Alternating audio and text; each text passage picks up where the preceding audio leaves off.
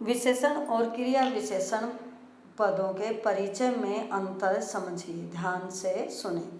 सबसे पहले हमें ध्यान देना है कि विशेषण कहते किसे हैं, कि जो शब्द संज्ञा और सर्वनाम की विशेषता बताते हैं उनको हम विशेषण कहते हैं, और जो शब्द क्रिया की विशेषता बताते हैं उनको हम क्रिया विशेषण कहते हैं। इन दोनों को अब हम उदाहरणों के माध्यम से समझेंगे। पहला उदाहरण देखिए, उसका भाई यहाँ से चला गया था। तो पहला शब्द है उसका। उसका विशेषण है, क्यों? क्योंकि भाई की विशेषता है और भाई जातिवाचक संज्ञा है या संज्ञा है, तो संज्ञा की जो विशेषता बताएगा वह विशेषण होगा। तो इसका पद परिचय बनेगा सार्वनामिक विशेषण, एक वचन पुल्लिंग, भाई विशेष्य की विशेषता। दूसरा शब्द यहाँ हम लेते हैं यहाँ। यहाँ जो है क्रिया विशेषण है, क्योंकि चला गया था क्रिया की विशेषता है। तो इसका भेद बनेगा या इसका पद परिचय बनेगा स्थानवाचक क्रिया विशेषण, चला गया था क्रिया की विशेषता। दूसरा उदाहरण, हम अब घर में रहें ताकि इस जानलेवा बीमारी से बचे रहें। इसमें अब जो है वह क्रिया विशेषण है, क्योंकि रहे की विशेषता बता रही हैं, रहे क्रिया है। तो अब का पद परिचय बनेगा कालवाचक क्रिया विशेषण, रहे क्रिया की विशेषता। दूसरा शब्द आता है इसमें जानलेवा, जो विशेषण है, जो बीमारी की विशेषता है कि वह जानलेवा बीमारी है। तो इसका पद परिचय बनेगा गुणवाचक विशेषण, बीमारी विशेष्य की विशेषता, स्त्रीलिंग एक वचन, क्योंकि बीमारी स्त्रीलिंग है। तो इसी के आधार पर विशेषण के लिंग और वचन माने जाएंगे। अगला उदाहरण, तुम बाजार से थोड़े से फल खरीद कर कैसे लाओगे?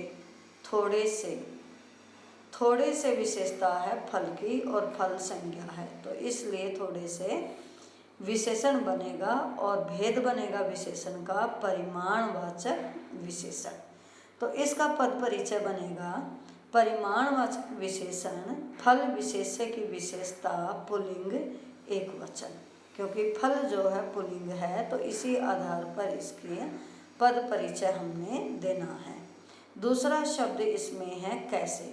कैसे हमेशा रीतिवाचक क्रिया विशेषण का प्रश्नबोधक शब्द है, और यहाँ वही खुद उसी का प्रयोग हुआ है, तो वह रीतिवाचक क्रिया विशेषण रहेगा। तो इसका पद परिचय बनेगा कैसे का रीतिवाचक क्रिया विशेषण और लाओगे क्रिया की विशेषता।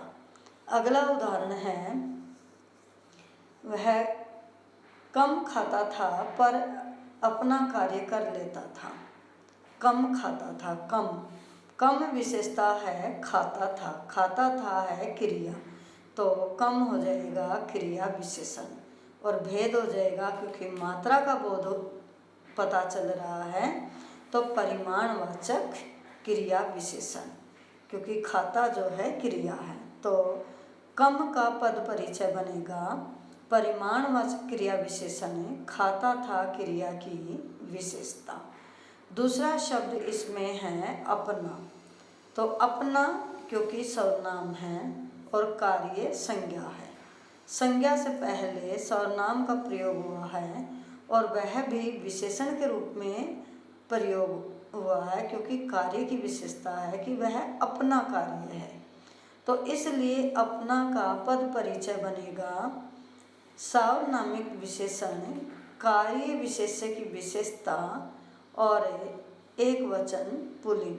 अर्थात हमें ध्यान रखना है कि जो भी शब्द हो, अर्थात जिस शब्द का भी हमने पद परिचय देना है, सबसे पहले हमने यही देखना है कि वह शब्द किस प्रकार का शब्द है। तो विशेषण और क्रिया विशेषण में यही अंतर है। विशेषण तो संज्ञा और सर्वनाम की विशेषता बताता है, और क्रिया विशेषण जो है वह क्रिया की विशेषता बताता है। तो हमें क्रिया, संज्ञा, सर्वनाम इनकी भी पहचान होनी चाहिए, और वाक्य में पता होना चाहिए कि वह वाक्य में वह शब्द संज्ञा की विशेषता बता रहा है या क्रिया विशेषण की।